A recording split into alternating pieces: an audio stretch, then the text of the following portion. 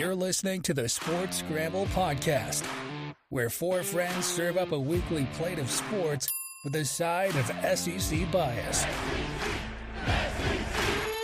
Now, here are your hosts, Chet, Jacob, Wade, and Tyler. Let's go!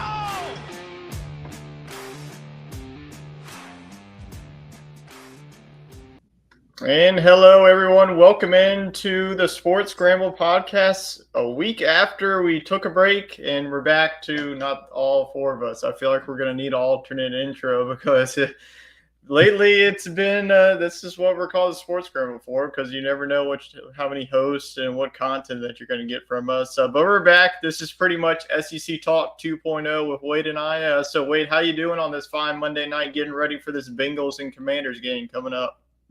Yeah, that's why we got the early kickoff, so that we can make kickoff for a very highly anticipated matchup between the two LSU Heisman-winning quarterbacks, Jaden Daniels and Joe Burrow. So, yeah, super pumped for that one. As you can see with the jerseys, we both have Burrow jerseys. Sorry, Jaden. Yeah, I don't have a Jaden jersey, but I'm rooting for him. Yeah, Jaden is Tyler's fantasy quarterback, so he needs him to do pretty well.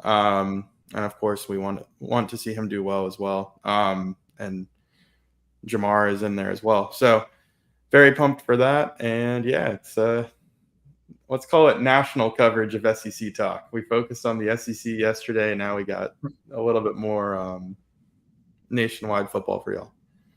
Yeah, that's pretty much what it is. So if y'all missed yesterday's show on SEC Talk, that is on our YouTube page and then our SEC Talk page on Facebook. If you want to give us a follow, we're just a couple more followers away from hitting 1,000. So definitely mean a lot to us if we get to that. And then we also have a Twitch channel. Our Twitch channel has been quite on a lull because our EA Sports Online Dynasty is in the off season, where we're doing this all season recruiting and transfer portal. So hopefully that gets wrapped up soon and we get to season number 2 in that dynasty. But like Wade mentioned, we will be talking about this Monday night football game. There is a Monday night football game going on actually right now as we speak between the Jaguars and the Bills. So that game just started off. Let's get a quick pick. Who do you think ends up taking that one between the Jags and the Bills? I got Josh Allen and the Bills sending the Jags to 0-3. Kind of surprising. And look, that's a good division. So really tough if Jacksonville does start 0-3. Yeah, that would definitely be tough for them. I mean, I'm looking at the Jaguars, their offense. I mean, Trevor Lawrence, I just have no idea what's getting to him. I'm hoping that Brian Thomas, we see more of him, because in the past couple of games, he's only had 3 or 4 targets, but he's had some big catches, like one for 40 yards, and last week had one for 50 yards. So hopefully we see more big catches with Brian Thomas. So you got the Bills winning the game. So we're all rocking with the Bills. And the score, I believe, right now, let me go ahead and pull that up. It is 0-0, but the Bills are on the Jaguars 32. So we could see our first score of the game here, honestly, in a couple of minutes. So we'll see who gets the first touchdown score. Maybe will it be James Cook, or will it be somebody else? So we'll keep in tune in that game. We'll get into the Bengals and Commanders game in a few minutes. But let's go ahead and dive into what we saw and what we learned here in NFL week number 3. We'll get into the fantasy side of it later on in the show when we get to our fantasy football league check-in to see how, who should be buying in, who should we sell, and heading into week number 4. But let's get into some of the surprises from this week. Let's start with game number 1. And that was the Buccaneers and the Broncos. And Jacob and I placed a bet on the Broncos to cover the 6. Boy, were we wrong, as the Broncos really control this game from start to finish, 26-7.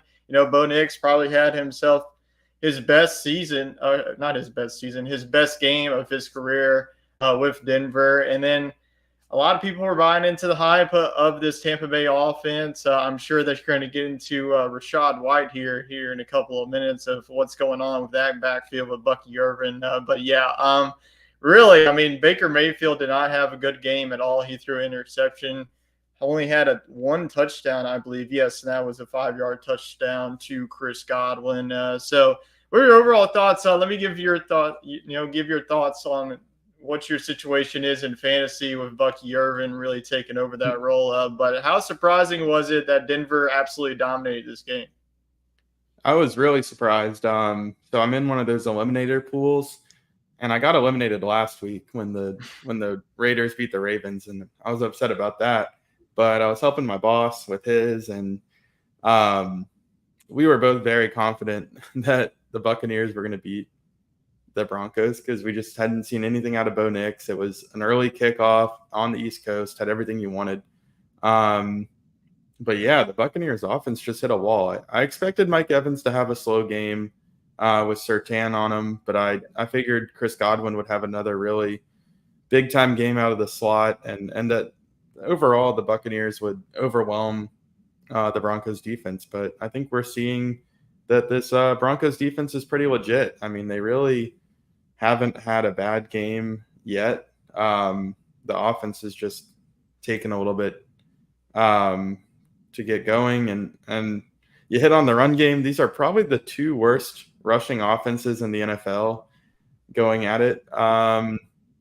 So not a lot of good takeaways from there. I mean, yeah, I think you got to give Bucky Irving some more touches. Head coach Todd Bowles said that would be the case. Rachaad White's a good player. He's just more of a receiving back.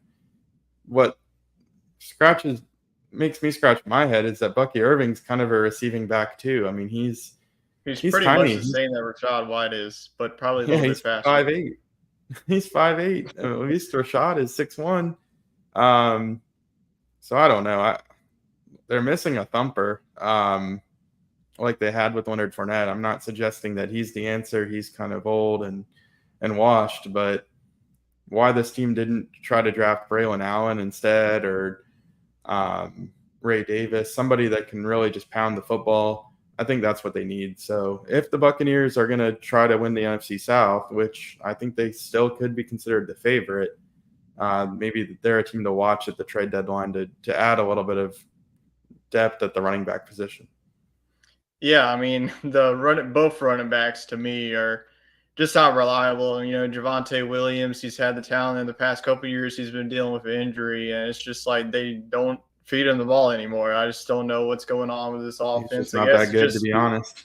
No, not really. I think that they should just move on for somebody. If Denver can actually find a good running back, maybe this offense can be good every single week. But Toaster brings up another good point. The Vikings, a quiet 3-0, Sam Darnold. I mean, who needs J.J. McCarthy anymore? Like, they might just go with Sam Darnold, but Justin Jefferson got himself a touchdown. Naylor got himself a touchdown as well. And Aaron Jones, you talk about a heck of a game for him. I think Aaron Jones going from Green Bay to Minnesota was a good thing for him. He really found a good offense in that. And he's 2-0 in fantasy, about to be 3-0. I'm about to be 3-0 unless Jane Daniels puts up the kitchen sink, which honestly I would like because I need him in another league, but don't need him to put up 100 in the other league. So we'll see what happens in that. But let's get to another surprise that caught my eye this week, and that was the New York Giants going on the road, getting their first win of the season against the hapless Cleveland Browns. I mean, Deshaun Watson sucks. I mean, you paid this guy so much money, and he is just not even an average quarterback. He's like on the level of Bryce Young bad. I mean, you saw Amari Cooper get 2 touchdowns in this one, but the story was Malik Neighbors. If you drafted Malik Neighbors this season in fantasy, you're feeling pretty good about your team because Malik Neighbors put himself up in the elite status. You know, Marvin Harrison Jr., we talked about him a couple of weeks ago. He's been pretty good. But the New York Giants, they get their first win of the season. I'm not going to say, they're going to win the NFC East, but going on the road, beating not a good Cleveland team, because honestly, if you look at that division, I mean, the bottom of the barrel is probably going to be the Bengals and the Cleveland Browns. So I'm not really going to ask your thoughts in this one because honestly, both of these teams aren't really going to be a threat in the playoffs. But it was good to see a former Tiger have himself a good day with Malik Neighbors. So let's get into another surprise. There was just one more surprise, and that was, let's talk about those Carolina Panthers, baby. Going on the road and beating the Las Vegas Raiders, not just beating them, putting up 30.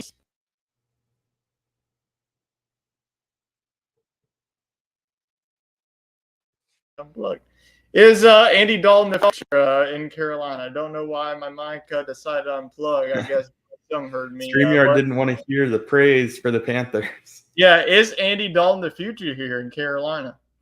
I don't think you can say he's the future, but I think this was an ownership group and a coaching staff looking out for their own interest, which, to be honest, I mean, you got to do. It's a dog world in the NFL. As much as you want to have loyalty towards your players like Bryce Young, this is a new general manager and a new coach from the group that drafted Bryce Young, and they want to keep their jobs. So they needed to see if the system was going to work, and early returns say it does. Now, Andy Dalton, he's a veteran. He had, I don't know, like 7 or 8 really good years. Honestly, I don't know. Look, the Bengals needed to draft Joe Burrow. Don't get me wrong. But I think there was still some gas in the tank there for Dalton when he left Cincinnati. And then he fell into another situation in Chicago where he couldn't be the starter because of Justin Fields. And then that's when he started being a backup in New Orleans and now Carolina.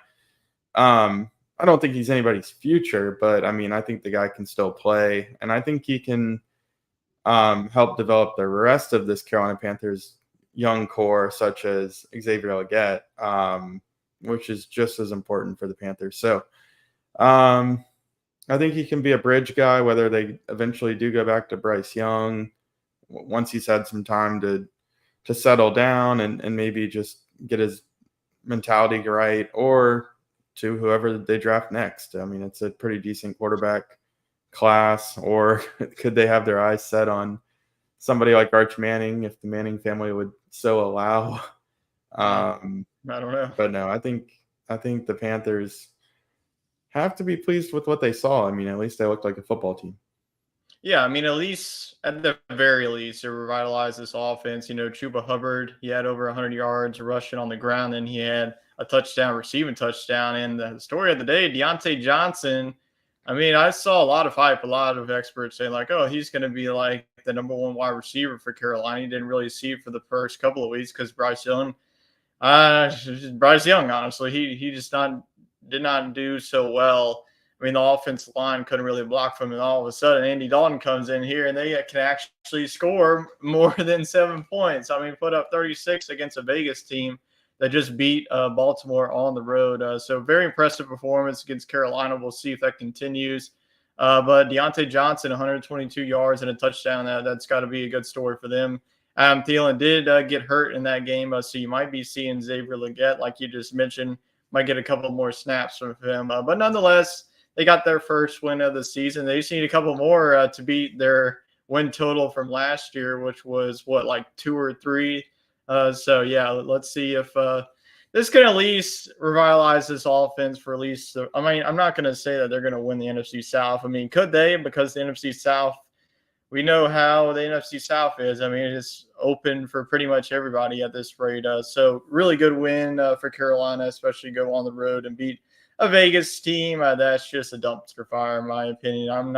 I wouldn't be shocked if Devontae Adams just requests a trade at some point. But let's get into some other games. The Ravens, they got their first win of the season, but they almost gave it up. Once again, I mean, this Ravens team, I feel like every time they get into the fourth quarter, they try and blow their lead. They were up 28-6. I mean, this was Derrick Henry, vintage Derrick Henry game, 150 yards and 2 touchdowns. And Lamar Jackson really played well in this game. And then late, you saw Dak Prescott on that offense throw a couple of touchdowns, run in for another. So it's good to see the Ravens get their first win of the season. But if you're a Cowboys fan, I mean, this is like back-to-back weeks now that both road teams, I mean, the Saints put up 40 on you, and then through 3 quarters, almost 4 quarters, you were getting outschooled. So should there be cause for concern for Dallas and head coach Mike McCarthy moving forward? I think that this team's doing everything they can at the moment, but they didn't really have a good offseason. I mean, they didn't prioritize the running back position. The guy that they probably wanted torched him for 150 yards. And then they didn't add a second receiver. They went into the season relying on Brandon Cooks or Jalen Jake Brooks. Ferguson being their number 2 is quite hilarious. A Yeah. tight end. Yeah. So, and then he gets hurt. So there's just no weapons on this offense. I mean, probably your best running back option is Rico Dowdle, who was an undrafted free agent who Zeke really is didn't just even do anything nothing in college. at this point. He just gets 2 yards and that's it. They take him out. Yeah, it's pretty bleak. I mean, look at the Eagles and who they added with going out and getting the best running back. So both teams needed a running back. They go out and get one from a division rival and keep him, more importantly, from going to another division rival. So that was a slam dunk. And he single-handedly got them a victory on Sunday. And then they added another receiver at the trade deadline with Jahan Dotson. And before that, they went out and signed some good veteran receivers, and it's paying them dividends because now they've had some receiver injuries. I mean, Dallas is a CeeDee Lamb injury away from probably going 8-9. I mean, this team just doesn't have much talent outside of CeeDee Lamb, Dak Prescott, and Micah Parsons. And on the defensive side, definitely some regression. Their middle linebacker retired. Their defensive line's not looking as good. So I think it's time to panic for this team because I think Philadelphia, I mean, they've kind of struggled out the gate too, but I mean, they just have the roster to really make some noise. Yeah, I agree. I think I'm more worried about this defense. I mean, last year's defense was insane, and like how many turnovers they got, and their offense was able to turn those turnovers into points. And then this year, I don't think they have one single turnover this whole entire season, which is downright crazy. Yeah. But other than the Browns game to start the year, yeah, it feels like Watson. The back-to-back weeks. I mean, Kamara ran all over them, and now Derrick Henry ran all over them. So on Thursday, they do get the New York Giants on the road game. That should be a winnable game, but who knows at this point? The way that the Giants coming off of that game, they carried some momentum. So I don't think it's going to be as easy as a game as Cowboys fan won. But if I had to pick, I'd probably go with Dallas to win that game on Thursday. If they don't, though, you drop 1-3 and you lose to the Giants on Thursday. Jerry Jones might be looking for some money to get Mike McCarthy out of Dallas as soon as possible. So we'll see how Dallas does. But another team that almost dropped the bag and blew a lead, that's what they did, was the 49ers against the Rams. The 49ers were up big in this one. I was like, all right, the 49ers are just going to cruise to 2-1, and the Rams are going to fall to 0-3, and there's going to be a lot of question marks about the Rams. But the 49ers, they were coming into this game with no Debo, no CMC, no George Kittle. So who's Brock Purdy going to throw this to? I guess it's Jawan Jennings because this man went for 175 yards in 3 touchdowns. So it was a Jawan Jennings game, but it wasn't enough as the Rams in the fourth quarter were able to turn it around. You saw Kyron Williams have a good day with 3 touchdowns, and they kicked the game-winning field goal with time expiring as the Rams get their first win of the season. So the 49ers surprisingly fall now 1-2.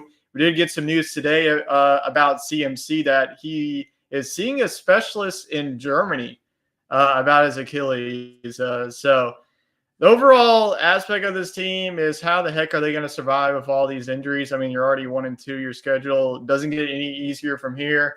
So what's your overall aspect on the 49ers moving forward with all these injuries? It's really tough, but I mean, this division's still theirs to lose, in my opinion. I mean, the Rams equally have as many injuries that they're dealing with, and Seattle's just, I mean, they have some injuries too, and I just don't think that team overall is good enough to contend. Arizona is the team that could capitalize on this. I mean, they're sitting pretty, I think, at 2-1 now. Or no, they lost yesterday too, didn't they? So they're 1-2. I don't know. So everybody's 1-2 in the division, I think. So except for Seattle, they're 3-0. They're 3-0? Yep, they're 3-0. I thought they were 2-1 at best. Nope. Wow. They've been cruising. All right. Well, hey, look at that. That's what happens when you play in the corner of the U.S. So yeah, maybe Seattle's the team that capitalizes on it. Kudos to them for fighting off their own injuries and doing quite well. But yeah, I think this team's fine. I think that they can just hover around 500, win those divisional games, and when McCaffrey comes back, they'll probably have a good 1-2 punch at running back. I don't think Jordan Mason's going to just disappear. No, not at all. But I don't know when Christian McCaffrey is going to be coming back. Will it be in the midseason? Do they wait until after the bye week? I have no idea. Or does he not play at all, which would absolutely suck if you drafted him first overall pick. The first overall pick in fantasy has just been a doom and gloom. Like the last season, you dealt with Justin Jefferson. He was pretty much out for majority of the season. And the year before that was Jonathan Taylor, and he had a dud of a season. So whatever you want to do, who knows what the 49ers are going to do.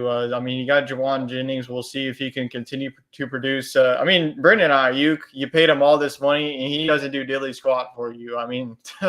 Yeah, I don't know. That's just a waste of money for Brandon Ayuk. But let's go on now to tonight's game between the Commanders and the Bengals. Let's do our game picks. Who you got between the Commanders and the Bengals? Do you have the Bengals getting on the board with their first win, or you have the Commanders pulling off a mini upset because the Bengals are a 7-point favorite tonight? I'm going to go with the Bengals. I think they get it right. Look, this team has started off 0-2 the last 3 years. It's very frustrating.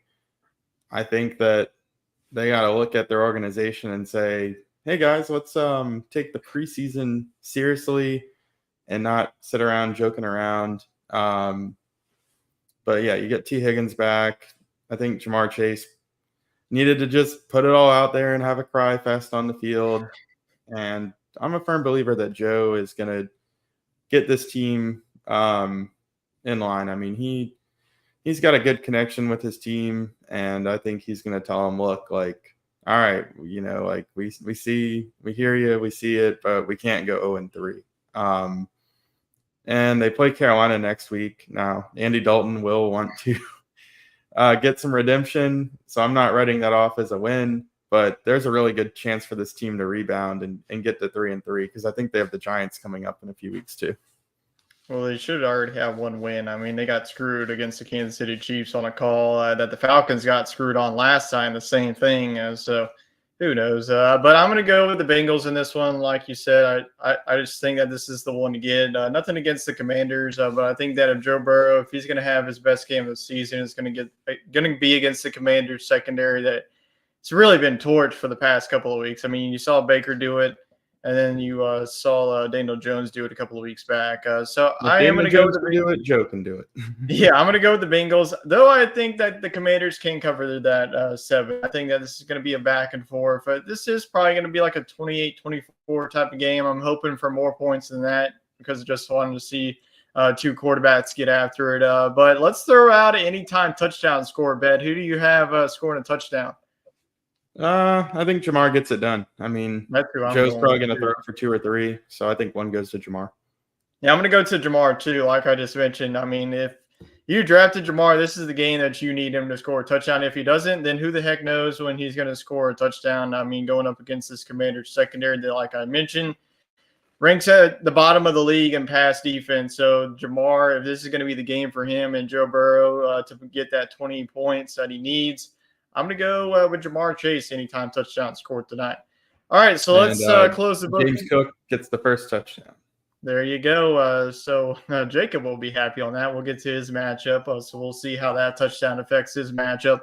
But let's get into some quick picks here. Let's now shift our gears into week number 4. We have 4 games here that we're going to look at.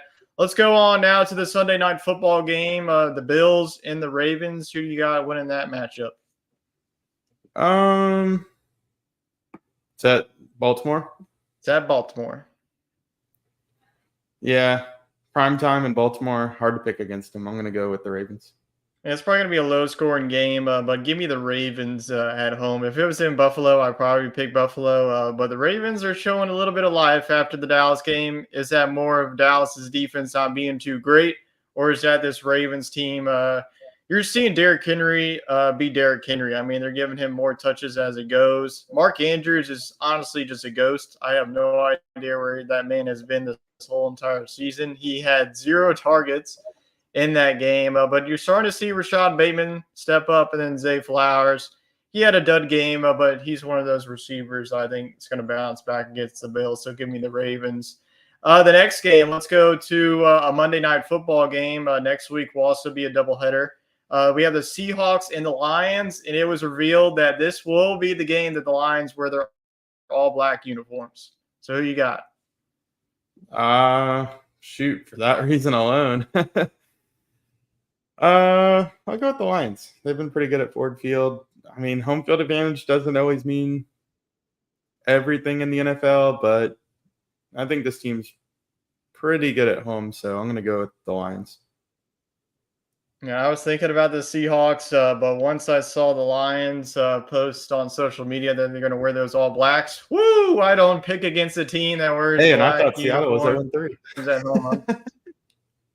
No, they're 3-0. So honestly, if they go on the road and win this game, they may be like the early favorites to win the NFC West. And honestly, they keep running the table. I mean, their defense is good enough to put them in that playoff spot. So this is a big game for both of these teams. This could be the battle for the number 1 seed. I know it's only week 4, but this is a big game. But give me the Lions at home. The crowd's really going to be a factor. But probably going to be a lot of points, too, explosive offenses. You got a lot of weapons. You got DK Metcalf, JSN on one side, and then you got Jameson Williams and Amon-Ra St. Brown. So a lot of points to be scored, but give me the Lions. Let's go on now to an NFC North battle. You got the Vikings undefeated, the Packers 2-1 coming off of a win against the Titans, who absolutely suck.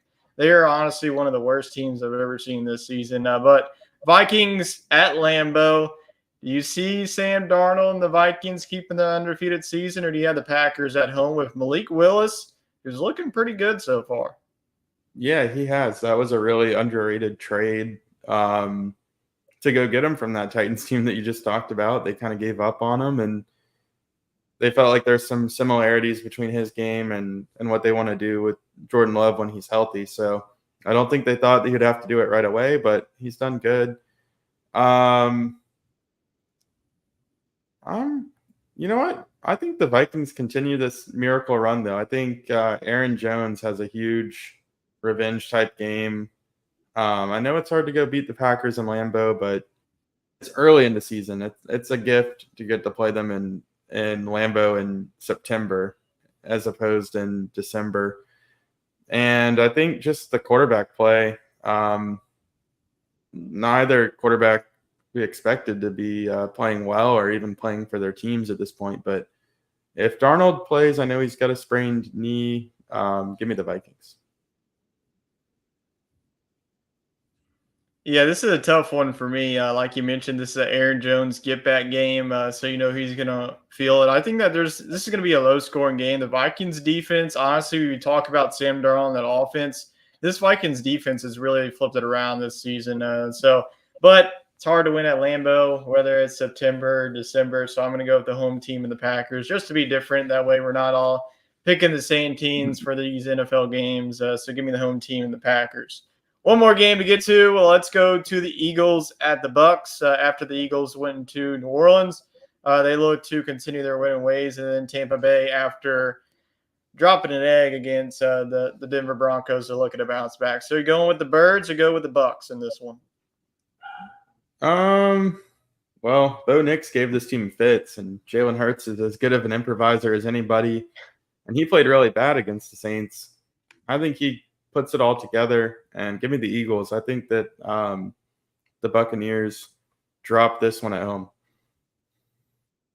Yeah, I'm going to go with the Eagles too. I mean, after what I saw from Tampa against Denver, I know it's another home game for them. But Philadelphia, they play one of the worst games of the season. They still found a way to win that one. I mean, Dallas Goedert, if you can – we'll have to keep an eye out on Devontae Smith because he did suffer concussion late in that game, so we'll see if he's good to go or not. I have no idea. It's still early in the week to decide on that, so that would be a huge blow because you already have A.J. Brown out.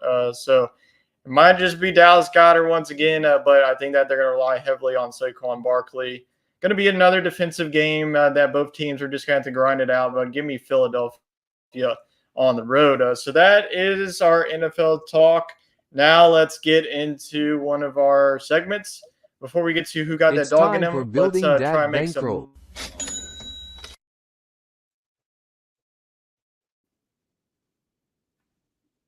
All right, so after a hiatus, building that bankroll is back. I'm not quite sure how we did a couple of weeks ago, but hopefully we were able to at least go over 500 because the first time that we did this season, we went 0-4, but we're looking to bounce back this week. So first off, let's start off in college football. I'll go ahead and lead us off.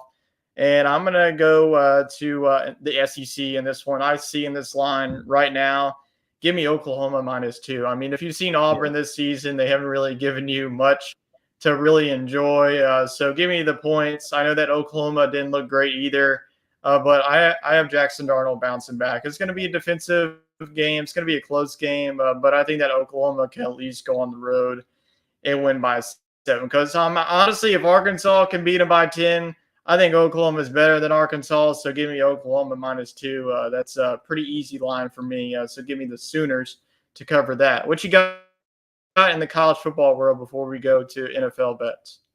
Yeah, I agree with that one. That one stood out to me. I'm going to go to the Big 12. BYU just had a really big-time win over Kansas State. I think they won by like 25 points. And Baylor just lost a heartbreaker in overtime to Colorado.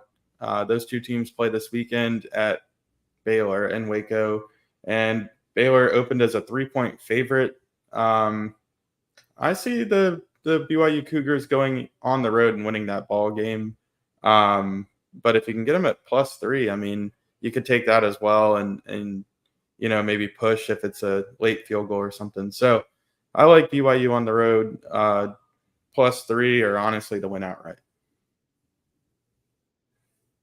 Yeah, BYU absolutely dominated that game against Kansas State, so that's a good pick by you. So those are our college football picks. Let us know your picks down in the comments. Now let's shift.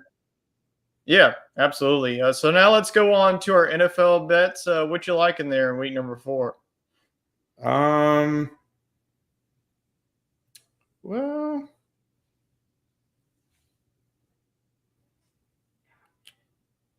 I gotta. I don't. Probably the Seahawks and the Lions game. It's +4 right now for Seattle. I do think Detroit wins it, but something tells me it's going to be like a 2 or 3 point victory.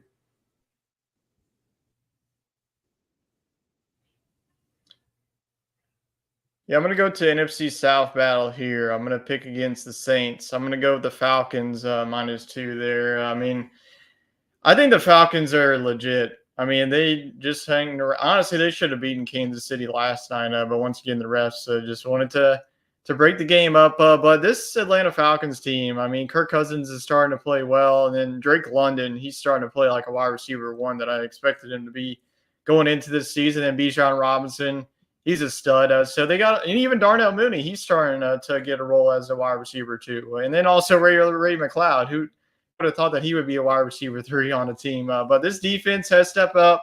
So I think that Atlanta, I mean, I don't see this team. They're too talented to go 1-3. It's nothing against the Saints.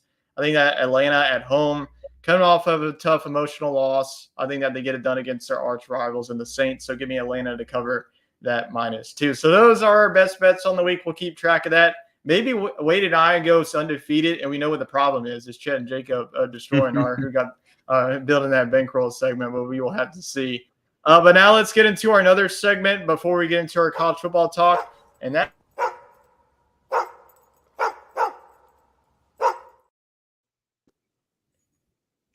All right, so another edition of Who Got That Dog in Him? Wade, who got that dog in him for you? I'm going to go to LSU defensive end Braden Swinson. He's your SEC player of the week on defense 2 weeks in a row. Feels like he has a handful of sacks, and he's just always on the quarterback. And look, LSU's going to need him now more than ever. Harold Perkins is out on the opposite side, and, look, that takes a hit on LSU's pass rush and coverage ability. So it's going to be very important to get to the quarterback quickly. And I think Braden Swinson's got that dog in him to do it. Yep, and he's going to have to step up, especially with Harold Perkins being out for the year. So that's a good pick there with Braden Swinson. I'm going to go to the high school ranks here. And this is our first mention, I think, that in our Who Got the Dog in Him of a high school. But there's a 5-star kicker in Mississippi, and he goes to St. Stanislaus. His name is Evan Noel. and he set a Mississippi high school record by nailing a 61-yard field goal on Friday night against Pass Christian, and he's committed to the Arkansas Razorbacks right now. So it looks like old Sam Pittman's going to get his kicker of the future. So Evan Noel, I mean, making a 61-yard field goal, this might be the next Brendan Aubrey in the making if he can kick 61 and he's only in high school. So kudos to Mr. Evan Noel. You are my dog of the week for this week's edition of Who Got That Dog in Him.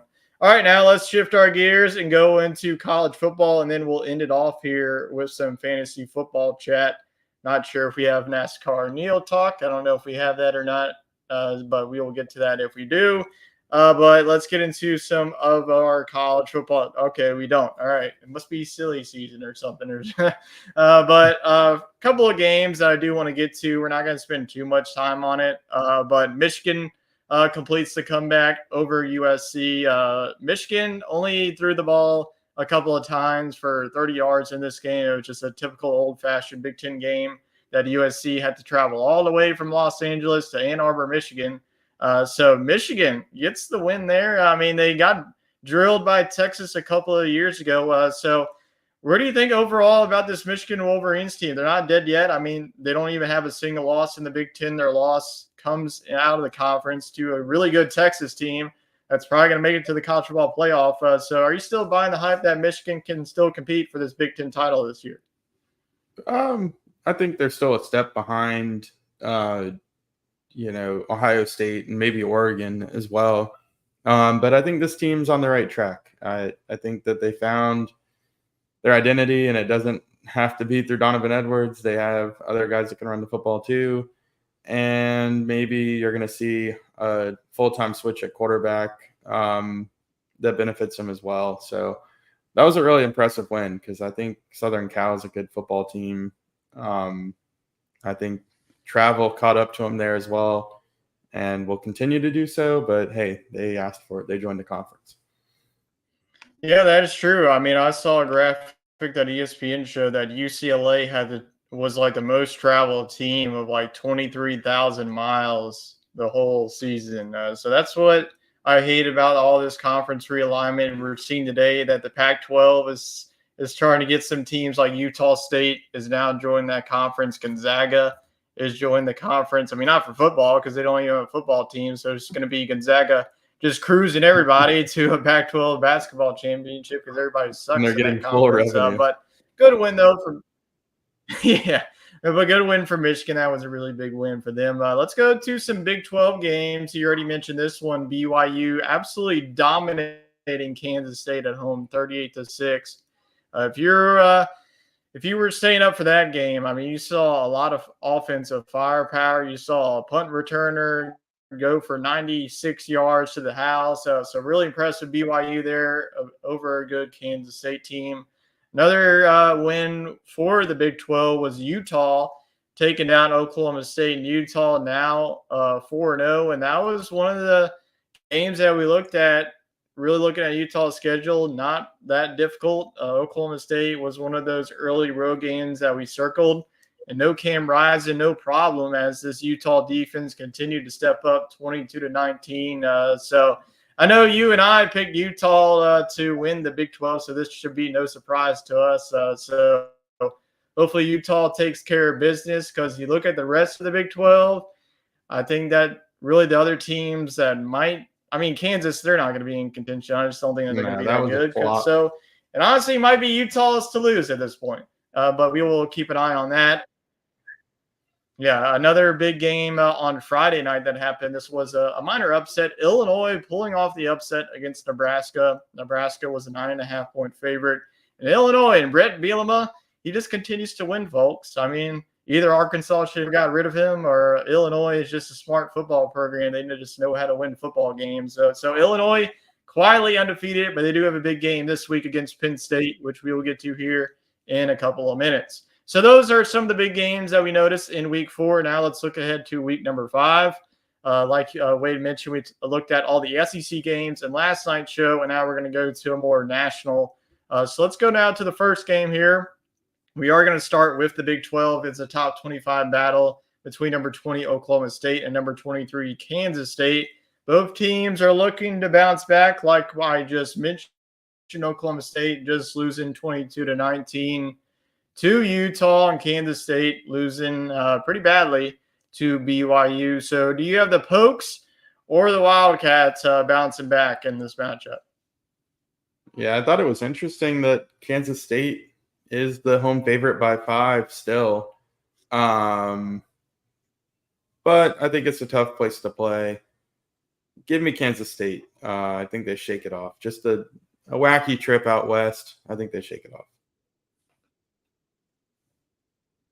Yeah, I think this is just going to come down to environment. If this was at Oklahoma State, I'd probably go with them. But give me Kansas State in this one. I think that as bad as they look, they're going to bounce back. Avery Johnson had himself a rough game against that BYU defense. BYU's defense was able to get after it. This will probably be another defensive game that both teams will just have to score a touchdown when they can, because there's probably going to be a lot of field goals scored in this one. Two really good defenses that we've seen in the Big 12. So I'm going to go with Kansas State. Though I do think that Oklahoma State will cover that 5.5 that you mentioned. I think that the Pokes and Mike Gundy on the road will be able to keep this close, make it a field goal game. But I am still going to go with Kansas State. Now let's go on to another one, Independent versus an ACC school. We saw this matchup last year at Louisville, and Louisville dominated the Fighting Irish last season. And Louisville, we haven't really talked about this team. They are quietly undefeated. They just beat a Georgia Tech team that we talked about a couple of weeks ago. You know, they were beating Florida State, but Georgia Tech falling back to earth, losing to Syracuse and now Louisville. But Louisville undefeated, number 15 in the country, number 16 Notre Dame. Notre Dame has had a bumpy road. They beat Texas A&M, then they lost to Northern Illinois in week number 2, and then they were able to bounce back with a win beating Purdue, and then the MAC with Miami of Ohio, they had another trouble with them. So Notre Dame, I think their athletic director, they're going to be like, we ain't playing nobody else from the MAC. If we have Bowling Green next season, cancel it. We're not playing any more MAC teams. But Louisville, Notre Dame in South Bend, who are you rolling with in this matchup?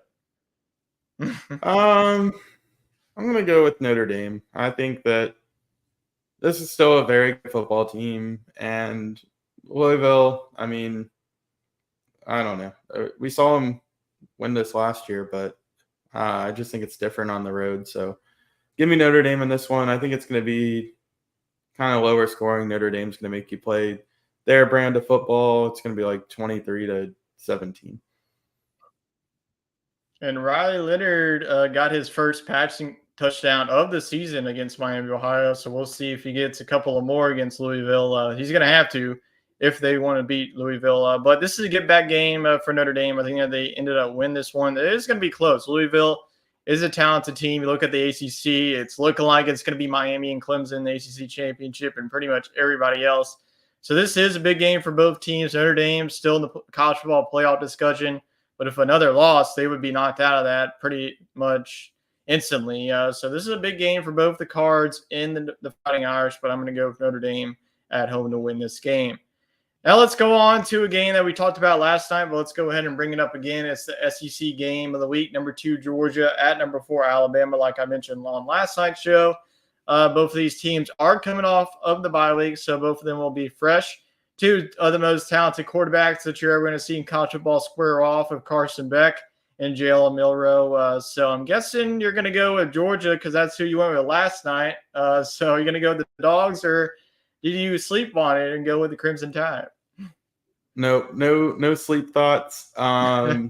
Sticking with Georgia. Look, and I've doubted Georgia more than anybody in the country. And I think this team gets it done now. I'm not going to waver off my Texas-Georgia pick that's coming up in a couple weeks, but I think that Georgia gets it done, setting up an undefeated showdown in Austin in just a few weeks. Yeah, I mean, that Texas-Georgia game, I think I'm more excited for that one than this one because that's going to be real good. Two high-powered offenses and defenses too. Yeah, so I'm going to go with Alabama. Like you, really getting a good night's sleep. Didn't change my mind on that one. I mean, Georgia's a very talented team to walk into this environment. And Georgia in the past has struggled with Alabama. I know that Nick Saban isn't there, but Jalen Milroe, this defense had some problems stopping him in the SEC championship game. And I still have some question marks about this Georgia offense. Like, oh, who scored a touchdown? Was it 55-yard Jamar Chase touchdown. All right, that'll make Chet happy. There you go. Joe Burrow getting on the board there. So Georgia, their offense, I still need to see more of it. Last time we saw them only 13 points against a Kentucky team that isn't too good. So I do think that this is going to be a close, low-scoring game, two talented defenses, but give me the Crimson Tide just to be different. I know that a lot of people are going to be picking Georgia, but I'm still on the train that Alabama isn't dead yet. So give me Kalen DeBoer's boys with the Tide taking down the Dogs. And whoever wins this one will have a case to be the number one team, but Texas will probably just drill Mississippi State 65-0 this week, and they won't have anything to say about it. So let's go on now to our final game here in the Big Ten. Number 19, Illinois at number 9, Penn State. These two teams are undefeated, and the last time that we saw these two teams play was a 9 overtime game, and that's why you see these rules. Whenever you get into the third overtime, you get into a 2-point off. So who knows what the heck we're going to get from this game, but are you going to go with an upset with Illinois or go with Penn State at night? I like what Illinois has shown me, but I'm going to go with Penn State. I think this team is going to be pretty damn hard to beat at home, especially at night. That place is going to be rocking. I just don't know that Illinois has the offense to hold in this one. Not that either team's going to score a lot of points, though. I think the winner in this one scores under 25. Yeah, I'm going to go with Penn State, too. Illinois has really been consistent football team, but Penn State's defense will be able to limit Luke Altmaier's big plays because Nebraska wasn't able to do that. And Drew Rowler, he's been consistent. Going off of Kent State, you can't really take away from that because Kent State's one of the worst teams in the country this season. So not much you can take away from that game. Their defense looked good, but Kent State's offense can't score at all. But I am going to go with Penn State, but I wouldn't be shocked if Illinois makes this a 4-quarter battle because Brett Bielema just knows how to coach up his football team for big games like this. And Illinois has proved it in the past that they can keep it close to Penn State. So I'm going to go with Penn State, but I think that Illinois makes Penn State fans and Jacob especially sweat because he's probably thinking, all right, this is Illinois. We're just going to blow them out. Let's get on to the next week. But Penn State will ultimately win this game. All right, let's talk about some fantasy football here. We haven't really talked about our fantasy football league at all. I guess Chet's just been ducking talking about his fantasy football team for the past couple of weeks. But let's go on. We're going to save our matchups for last, but we're going to get into Chet's matchup, and this one is already over as Matt Jones is just putting it to him right now. He's at 123-73 at the moment. Josh Allen is being Josh Allen. He already has a touchdown. You just talked about Jamar Chase. Dalton Kincaid also got a touchdown. So if you're a Dalton Kincaid fantasy owner, you're pretty happy that Dalton Kincaid finally found the end zone after all these tight ends have done diddly squat for you. Dalton Kincaid is the man to do it. Yeah, I tell you, Sam Laporta, who the heck, he's been a bust. Travis Kelce, he's pretty much non-existent. I don't know what's going on with him. But let's go through Chet's lineup. Baker Mayfield, he started him. Didn't really do too well for him. But Jamar Chase had himself a good game so far. 2 catches, 42 yards, and a touchdown. And then a lot of zeros that I'm seeing in this lineup. We just talked about the tight ends. Mark Andrews, goose egg. And then he also had Rashid Shaheed. Well, Rashid Shaheed, 0 catches, 0 yards. So, if you have 2 zeros in your lineup, it's going to be pretty hard to beat somebody. So, Chet will fall to 1-3, and he'll have to look benching Jalen Hurts. You couldn't have done any much better. Jalen Hurts only had 11. And then his bench, he had sitting Aaron Jones. Well, I don't even know why he's sitting Aaron Jones against the Texans. It's a tough matchup. But he's a big Texans not a pretty week. Yeah, not a pretty week for Chet. So that one is pretty much wrapped up. Wade, let's go on. Actually, no, I forgot about one more. Jacob is going to have to be sweating it out tonight. The projection Well, actually, it just changed. The projection was them to tie, but now Jacob is projected to win right now. James Cook does have the touchdown. So James Cook, it's only in the second quarter, and he already has 16 points. Travis Etienne hasn't done anything with 1.7, and then Austin Eckler 2.6. So it looks like the Commanders just got the ball, and hopefully they drive to the end zone. We just get a back and forth game. But looks like our buddy Chris, he's done. So Jacob, Travis Etienne, James Cook, and Austin Eckler to be played still has, looks like 30 points to get. So we'll see if Jacob can win this game. If he doesn't, he's going to fall to 0-3, and that wouldn't be good at all. Start 0-3 would definitely have to be a quick turnaround for Jacob if he ends up wanting to make the playoffs. So looks like we have a 1-2 in a 0-3 potentially, or a 1-2 team. So it's like a 360 of last season, pretty much. But Wade, let's go on out to your team. Absolute dominance by your team so far. I mean, putting it up with Dalton Kincaid scoring a touchdown. You got to be pretty pleased. So why don't you take it away with how you're liking your team so far through these couple of weeks? You got to be pleased with them putting up 130 points, maybe even more, because we could see Dalton Kincaid find the end zone once again. Yeah, and that's kind of been the missing piece to my lineup is that tight end spot. Drafted Kincaid fairly high, so I had pretty high expectations for him. Almost being Buffalo's number one receiver at times, and maybe he works his way into that role. But starting at the quarterback position, Lamar Jackson's doing exactly what I could hope, just getting points with his feet as well. I'm liking that pick quite a lot. And then the running back position, I'm getting held alive by the waiver wire. I was able to pick up J.K. Dobbins. He's done well. And then, he might have to replace Rachaad White for me because he's kind of been a bust. But the good news is gotten some good production there overall. And then at the wide receiver position, I feel really good at that group as well. I think once A.J. Brown comes back healthy, I'll have some decisions to make on who to sit. So that's just been a really good unit for me. And then we talked about the tight end. So I like this squad a lot. I think I'm maybe one more running back away from a title contender. So we'll have to see how it shakes out. Yeah, I mean, you even put up that many points with Ramondre Stevenson putting up 0.3 in one of your star running back roles. That's pretty good. Yeah, that's unfortunate what's happening in Tampa with Rachaad White. But, picking up J.K. Dobbins in the waiver wire, I know he had a bad week, but Pittsburgh, that's a tough defense to run against. So there's not really many concern, honestly, with J.K. Dobbins. Now, if you got to monitor if Justin Herbert is going to be out, because that really hurts their offense. Because if Justin Herbert's not there, then who do they look to? Who's going to be their quarterback, and how are they going to be able to move down the field to allow J.K. Dobbins to get some points in the touchdown spot? I think that your team is nice. I mean, you got the Jets giving you 16 points. That's always good. Lamar Jackson, you're going to have your dual threat capabilities. You're going to get points. I mean, every game, I feel like he's just like one of the top leading rushers for the Ravens. I think he had 90 against the Cowboys. Even in a game where Derrick Henry had 150, Lamar is still almost getting 100. So this win gets you what now? To 2-1? You're going to be sitting up pretty there. Depending on how the Jacob and Chris matchup, you might be number one in the West. So you got to feel pretty good about your start of 2-1.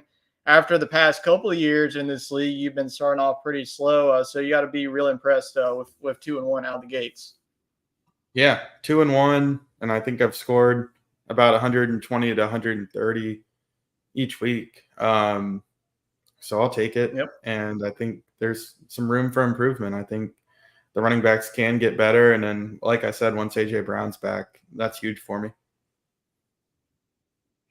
All right, let's get into our final one, and that is yours truly. We do have, looks like the the Commanders have a 1st and goal on the Cincinnati one. So do we see a Jaden Daniels tush push? What do we see? We'll keep y'all updated on that one. But let's go on to my team. Oh, well, That's probably good enough for me because I need as much points as Jaden Daniels in the other league. But let's go on now to my team. I could have made my whole entire fantasy team my dog of the week for this week because I don't know what they ate. They must have eaten some Wheaties. They must have done something. But 198.58 points. I mean, holy moly. I was trying to go for 200. If it wasn't for Atlanta scoring any more points, I would have done it. But yeah, 200. Your Wilt almost. Chamberlain moment, Tyler. If you round up. Yeah, it's my Wilt Chamberlain moment pretty much. But honestly, if CeeDee Lamb got me some more catches or anything, I would have gotten 200, which would have been pretty nice. But I mean, I just keep looking at it. It's pretty funny. 198 points, seeing that in our league is about as you don't really see that every once in a week. So Dak Prescott had himself a game, 229 points. Derrick Henry, like I just mentioned, 150 yards and 2 touchdowns, 31 points for him. Zach Charbonnet, after having to deal with an injury with Isaiah Pacheco, I was like, what do I got to do on the waiver wire?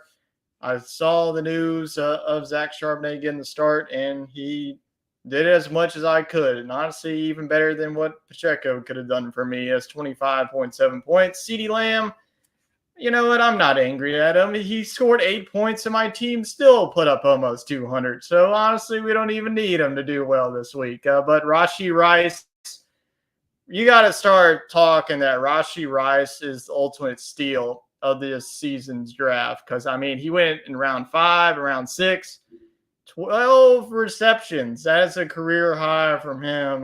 So Rashee Rice is a lineup lock for me moving forward. Jake Ferguson, welcome back. If you're looking for a nice tight end, if you don't have him already, Jake Ferguson, he's the man for you. I mean, putting up 15 points, that's pretty good at the tight end spot. But DK Metcalf continues to produce as well. I mean, everybody produced. Even my damn kicker with Brandon Aubrey, he's been the MVP. I just want to look at Brandon Aubrey the past couple of weeks. He has 21, 17, and 12 fantasy points. And this week he made a 65-yard field goal.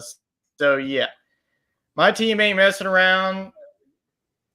Feeling pretty good about going forward, even with as many injuries. I mean, as a fantasy manager, after looking at my lineup, you see my bench of how many people are out, and my team goes out and almost puts up 200 points. I will take that every week. We'll see what happens.